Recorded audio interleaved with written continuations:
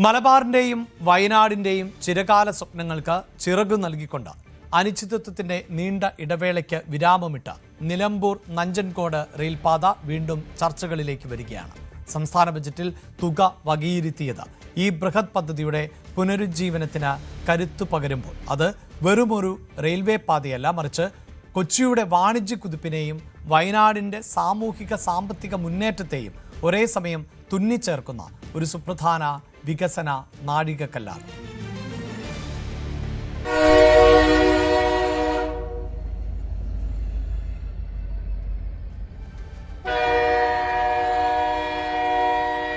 ഈ ചൂളം വിളിക്ക് കാതോർക്കുകയാണ് വയനാടൻ ജനത. വയനാടിന്റെ ചിരകാല അഭിലാഷമായ റെയിൽവേ എന്ന സ്വപ്നം യാഥാർത്ഥ്യമാകാൻ പോകുന്നു എന്നുള്ള ഒരു പച്ചക്കൊടിയാണ് നമ്മൾ ഈ കഴിഞ്ഞ ബജറ്റിൽ കണ്ടത്. ഏതാണ്ട് 2 കോടി രൂപയോളം ഇതിന്റെ പ്രാഥമിക ആവശ്യങ്ങൾക്കായി സർക്കാർ മാറ്റിവെച്ചു എന്നുള്ളത് തന്നെ ഈ ഒരു റെയിൽവേ വരും എന്നുള്ള ഒരു വിശ്വാസമാണ് വയനാടൻ ജനതയ്ക്ക്. എന്തായാലും ഈ ഒരു റെയിൽവേ വന്നു കഴിഞ്ഞാൽ ഈ വയനാടിനെ സംബന്ധിച്ച് വയനാടിന്റെ ഈ ഒരു വികസനത്തിനൊരു കുതിപ്പ് തന്നെ ആയിരിക്കും എന്നുള്ളതിന് യാതൊരു സംശയമില്ല. കാരണം രാത്രിയാത്രാ നിരോധനം പോലുള്ള ആ സംഭവങ്ങളൊക്കെ വയനാടൻ ജനതയുടെ വ്യാപാര വാണിജ്യ രംഗത്തും അതുപോലെ തന്നെ എല്ലാ ഭാഗങ്ങളിലും ബാക്കോട്ട് പോയിരിക്കുകയാണ്. എന്നാൽ ഈ ഒരു റെയിൽവേ വരുന്നതോടെ ടൂറിസം അടക്കമുള്ള കാര്യങ്ങൾക്ക്, അതുപോലെ തന്നെ വാണിജ്യ വ്യാപാര കാര്യങ്ങളിൽ, അത്തരത്തിലുള്ള കാര്യങ്ങളിലെല്ലാം മുൻപന്തിയിലേക്ക് വയനാടിന് പോകാൻ കഴിയും എന്നുള്ള ഒരു കാര്യം കൂടിയുണ്ട്. എന്തായാലും ഈ ഒരു റെയിൽവേക്ക് വേണ്ടി കഴിഞ്ഞ 15 വർഷമായി കുറച്ചാളുകൾ ഇവിടെ ഒരു ആക്ഷൻ കമ്മിറ്റി രൂപീകരിച്ച് അതിന്റെ പ്രവർത്തനവുമായി മുന്നോട്ട് പോവുകയാണ്. അവരിനി നിവേദനം കൊടുക്കാൻ വേറെ ഒരു സ്ഥലങ്ങളുമില്ല. കേരള സർക്കാരിന് കൊടുത്തിരുന്നു, കർണാടക സർക്കാരിന് കൊടുത്തിരുന്നു, കേന്ദ്രത്തിൽ എത്തിച്ചിരുന്നു.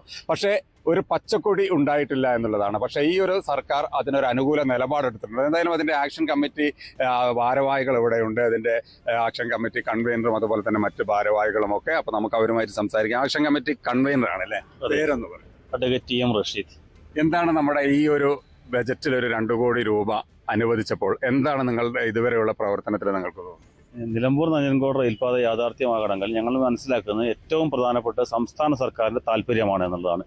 മുൻപ് ഉമ്മൻചാണ്ടി സർക്കാരിന്റെ താല്പര്യം മൂലമാണ് ബഹുമാനപ്പെട്ട അന്നത്തെ മുഖ്യമന്ത്രി ശ്രീ ഉമ്മൻചാണ്ടിയും പ്രതിപക്ഷ നേതാവാരും ശ്രീ VS അച്യുതാനന്ദനും ഈ പാതയുടെ കൊച്ചി ബാംഗ്ലൂർ നേരിട്ടുള്ള റെയിൽപാത എന്ന പ്രാധാന്യം മനസ്സിലാക്കി കേന്ദ്ര റെയിൽവേ മന്ത്രിയുമായും കേന്ദ്ര സർക്കാരുമായി നടത്തിയ ചർച്ചയെയും ഇടപെടലുകളെയും തുടർന്നാണ് 2016 കേന്ദ്ര സർക്കാർ നിലമ്പൂർ നഞ്ചൻകോട് റെയിൽപാതയ്ക്ക് അനുമതി നൽകിയത്.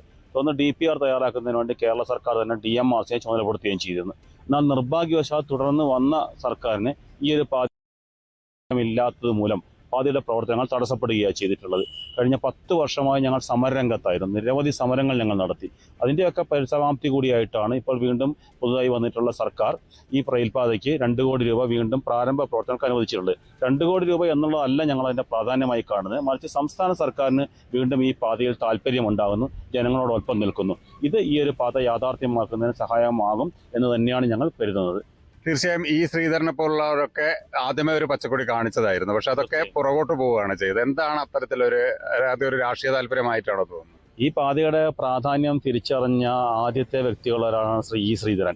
നിലമ്പൂർ നഞ്ചൻകോട് റെയിൽപാത കേരളത്തിന് ആവശ്യമുള്ള പാതയാണ്. അത് വയനാടിന്റെ ഒരു പാത എന്നല്ല വിഭാഗം ചെയ്യപ്പെട്ടത്. അത് അന്നത്തെ സംസ്ഥാന സർക്കാരും തിരിച്ചറിഞ്ഞിട്ടുണ്ടായിരുന്നു. അതുകൊണ്ടാണ് അവർ യോജിച്ച് നിന്നുകൊണ്ട് DMRCയെ തന്നെ DPR തയ്യാറാക്കാൻ ഏൽപ്പിച്ചതും ഈ ശ്രീധരന്റെ നിർദ്ദേശപ്രകാരം കേരള സർക്കാർ പ്രവർത്തനങ്ങൾ മുന്നോട്ട് കൊണ്ടുപോവുകയും ചെയ്തു. കേന്ദ്ര സർക്കാരും അതിനൊപ്പം തന്നെ നിന്നു. അപ്പോൾ വീണ്ടും അതേ ഒരു പ്രതിബദ്ധത, അതേ ഒരു ടീം മുമ്പോട്ട് വരികയാണെങ്കിൽ നിലമ്പൂർ നഞ്ചൻകോട് റെയിൽപാത യാഥാർത്ഥ്യമാക്കാൻ സാധിക്കുമെന്നാണ് ഞങ്ങൾ പ്രതീക്ഷിക്കുന്നത്. കാരണം 2016 തന്നെ ഈ ശ്രീധരൻ ഉറപ്പ് നൽകിയതാണ്. സംസ്ഥാന സർക്കാരും കേന്ദ്ര സർക്കാരും ഒരുമിച്ച് നിൽക്കുകയാണെങ്കിൽ 5 കൊല്ലം കൊണ്ട് ഈ റെയിൽപാതയുടെ പദ്ധതി പൂർത്തിയാക്കാൻ വേണ്ടി സാധിക്കും. സാമ്പത്തികമായി വളരെയധികം ലാഭകരമായ ഒരു പാത കൂടിയായിരിക്കും. കേരളത്തിന്റെ ഭാവി വികസനത്തിനും കേരളത്തിന്റെ ഭാവി സഞ്ചാരത്തെ തന്നെയും നിർണ്ണയിക്കുന്ന ഒരു പാതയായി നിലമ്പൂർ നഞ്ചൻകോട് റെയിൽപാത മാറും എന്ന് തന്നെയാണ് അദ്ദേഹം പ്രതീക്ഷിക്കുകയും അദ്ദേഹം സംസ്ഥാന സർക്കാരിന് റിപ്പോർട്ട് നൽകുകയും ചെയ്തിട്ടുള്ളത്. തീർച്ചയായും NH 766 രാത്രിയാത്രാ നിരോധനം വയനാടൻ ജനതയെ സംബന്ധിച്ച് വലിയ ഒരു ബാധ്യതയായിട്ട് തന്നെ ഇപ്പോൾ നിൽക്കുകയാണ്. ഈ ഒരു റെയിൽവേ വരും എന്നുള്ള ഒരു പച്ചക്കൊടി കാണുമ്പോൾ എന്ത് തോന്നുന്നു? തീർച്ചയായിട്ടും നമുക്ക് കേരളത്തിലെ എൻ്റെ മൊത്തം വികസനത്തിന് ഉതകുന്ന രീതിയിലാണ് ആ പദ്ധതി വിഭാവനം ചെയ്തിട്ടുള്ളത്. രാത്രിയാത്രാ നിരോധനം അനവധി വിദ്യാർത്ഥികളെയും വാണിജ്യ വ്യാപാരികളെയും ഒക്കെ ബാധിക്കുന്ന, വയനാടിനെ തന്നെ നന്നായി ബാധിച്ചിട്ടുണ്ട്. അപ്പോൾ അത് മറികടക്കുന്നതിന് വേണ്ടിയിട്ട് സംസ്ഥാന സർക്കാർ ഇപ്പം 2 കോടി രൂപ വകയിരുത്തിയത് തീർച്ചയായിട്ടും ശുഭോദർക്കമാണ്. ആ കാര്യത്തിലേക്ക് ഗവൺമെൻറ് ഇനിയും മുന്നോട്ട് പോകുമെന്ന് തന്നെയാണ് ഞങ്ങളുടെയൊക്കെ വിശ്വാസം.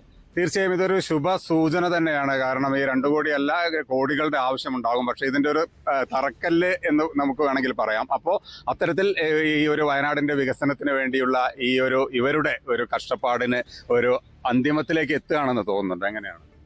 തീർച്ചയായിട്ടും വലിയ പ്രതീക്ഷയിലാണ് ഞങ്ങൾ ഈ റെയിൽപാതയ്ക്ക്. തീർച്ചയായിട്ടും. തീർച്ചയായും പ്രതീക്ഷ കൈവിടുന്നില്ല.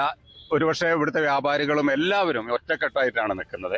എന്ത് തോന്നുന്നു ഈ ഒരു അവസ്ഥയിൽ?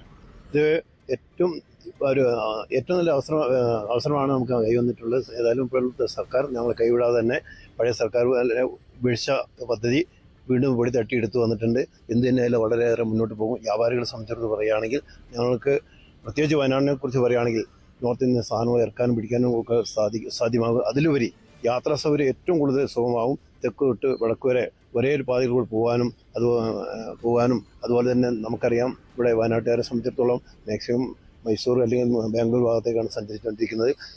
അത് മാർക്കറ്റ് മേഖലയിൽ തന്നെയാണെങ്കിൽ നോർത്ത് ഇന്ത്യയിലാണ് അധികം സാധനം വാങ്ങിക്കുന്നത്. അപ്പോൾ അതുകൊണ്ട് തന്നെ അവിടെ പോയിട്ട് സാധനം വാങ്ങിക്കാനും എടുക്കാനും കൊടുക്കുവാനുമുള്ള സുഖം ഉണ്ടാവും. പിന്നെ അതിലുപരി ട്രാൻസ്പോർട്ടിങ് വലിയ വ്യത്യാസമാണ്. തീർച്ചയായും നമ്മുടെ യാത്ര സുഗമമാക്കാനും ഇതൊരു വലിയ സംഭവം തന്നെയാണെന്നാണ് പറയുന്നത്.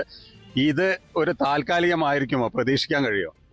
അല്ല, ഗവൺമെന്റിന്റെ പ്രതിബദ്ധതയാണ് പ്രധാനം. ഈ ഒരു ഗവൺമെന്റിന് അതിനുള്ള പ്രതിബദ്ധതയുണ്ട് എന്നാണ് ഞങ്ങൾ മനസ്സിലാക്കുന്നത്. അതുകൊണ്ടാണല്ലോ ആദ്യ ബജറ്റിൽ തന്നെ മുമ്പ് തടഞ്ഞു വെച്ച 2 കോടി രൂപ ഇപ്പോൾ റിലീസ് ചെയ്തിട്ടുള്ളത്. ഈ പ്രതിബദ്ധത തുടരുമെന്നാണ് ഞങ്ങൾ പ്രതീക്ഷിക്കുന്നത്. അതിനുവേണ്ടിയുള്ള പ്രവർത്തനങ്ങൾ ഞങ്ങൾ നടത്തുകയും ചെയ്യും. വയനാട്ടുകാരുടെ ചിരകാല അഭിലാഷമായ നഞ്ചൻകോട് നിലമ്പൂർ റെയിൽപാത യാഥാർത്ഥ്യമാകുന്നതോടെ വയനാടിന്റെ വികസനത്തിലൊരു കുതിച്ചുചാട്ടം തന്നെ ഉണ്ടാകും. കാരണം വാണിജ്യപരമായും ടൂറിസപരമായും അല്ലെങ്കിൽ യാത്രാ സൗകര്യമൊക്കെ വലിയ രീതിയിൽ തന്നെ മുന്നോട്ട് പോകും. അതുകൊണ്ട് തന്നെ എത്രയും പെട്ടെന്ന് ഈ റെയിൽപാത യാഥാർത്ഥ്യമാകട്ടെ എന്ന് തന്നെയാണ് നമ്മളും ആഗ്രഹിക്കുന്നത്. നഞ്ചൻകോട് നിന്നും ജയരാജ് ബത്തേരി, ന്യൂസ് 18 വയനാട്. കൂടുതൽ വാർത്തകൾക്ക് news 18 Keralam YouTube channel subscribe ചെയ്യുക.